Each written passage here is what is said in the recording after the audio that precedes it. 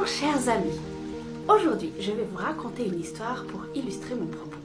Il était une fois un roi qui avait un fidèle serviteur et ce serviteur n'arrêtait pas de lui dire au roi « Dieu est bon et il ne fait pas d'erreur ». Le roi il écoutait ça que d'une oreille. Mais voilà qu'un jour ils sont partis à la chasse et ils ont dû tuer un lion, mais juste avant qu'ils puissent tuer le lion a sauté sur le roi et lui a arraché un doigt. Pendant que le serviteur soignait son roi, il lui a dit « Dieu est bon et il ne fait pas d'erreur ». Le roi s'est mis dans une colère mais internationale parce qu'il s'est dit « Dis donc, t'es qui toi? Regarde, il me manque un doigt. Tu crois quand même pas que je vais dire que Dieu est bon et qu'il ne fait pas d'erreur ?» Et aussitôt, il a mis son serviteur en prison. Mais dans sa prison, le serviteur continuait à dire « Dieu est bon et il ne fait pas d'erreur ». Un jour, le roi est reparti à la chasse. Mais ce jour-là, il n'est pas tombé sur un lion. Il est tombé sur une tribu qu'il a capturée. Et dans cette tribu, ils avaient une particularité, ils faisaient des sacrifices humains.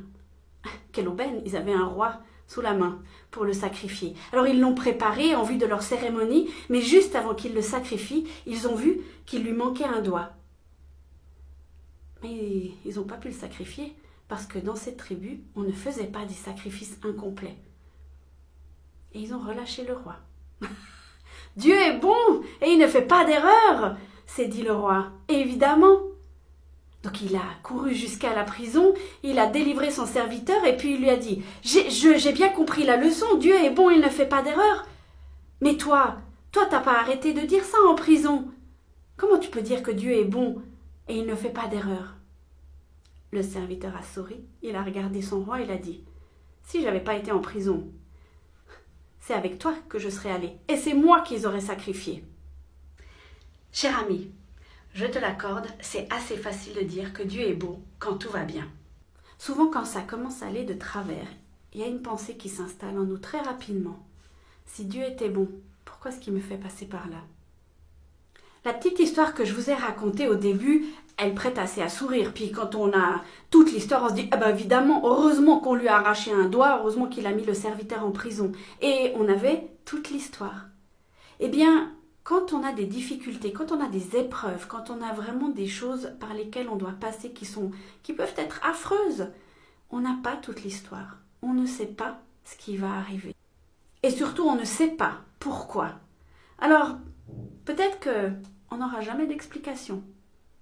Peut-être qu'on aura une explication, mais des années après. Je crois qu'à un moment donné, il faut accepter qu'on n'est pas tout seul. Eh ouais, grande nouvelle, hein? Et que ce qui nous arrive dans notre vie peut parfois servir à d'autres. C'est vrai, le prix peut être très très lourd à payer. Et ça peut être tellement difficile, tellement compliqué, mais on ne connaît pas la finalité, on n'a pas toute l'histoire. Je crois aussi que la bonté de Dieu, il faut la travailler, il faut l'intégrer, il faut la digérer, il faut la chercher et il faut vraiment s'imprégner de cette bonté, mais le faire quand ça va bien. Parce que quand ça va mal, comment est-ce que vous voulez faire si vous ne l'avez pas appris avant? Cher ami, je t'encourage cette semaine à prier pour que Dieu puisse te montrer sa bonté, même si tu es dans les pires moments de ta vie, parce que Dieu est bon et il ne fait pas d'erreur. Je te souhaite une excellente semaine, sois une bénédiction pour quelqu'un d'autre autour de toi aujourd'hui. À bientôt!